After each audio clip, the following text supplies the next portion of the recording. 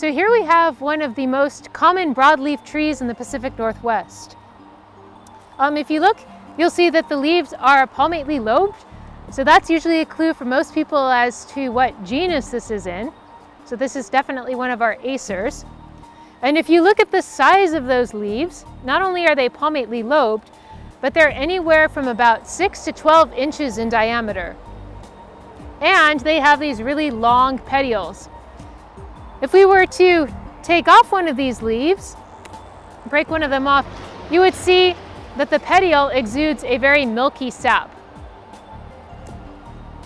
So if it's 5 lobes and a tree up to 100 feet tall, what species do you suppose this is?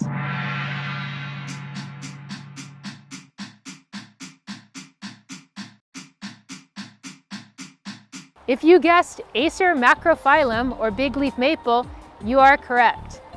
So again, our bigleaf maples tend to have the largest leaves of all of the maples native to the Pacific Northwest. And they also have these very long petioles. If you're looking at a really young specimen of your Acer macrophyllum, one thing to look for is the number of lobes, so it has the 5 lobes, and then also that narrow-waisted central lobe. It can be another really important characteristic even for a very young species. The fruit of the Acer macrophyllum is a double samara that's V-shaped and hairy. So the bark on young Acer macrophyllum is typically fairly smooth and grayish brown, but as the tree matures, then you'll see it start to develop these kind of interlacing ridges within the bark.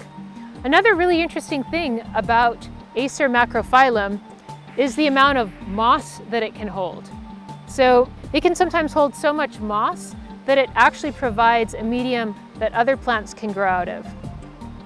Your Acer macrophyllum is a very important species. Any of you who like to play stringed instruments may actually have an instrument that has maple in it. So it may not be the most durable wood, but it has fairly good resonance. It's also used quite a bit in furniture making. So especially maple with the really, really beautiful burls is often exported even out of the country for furniture making.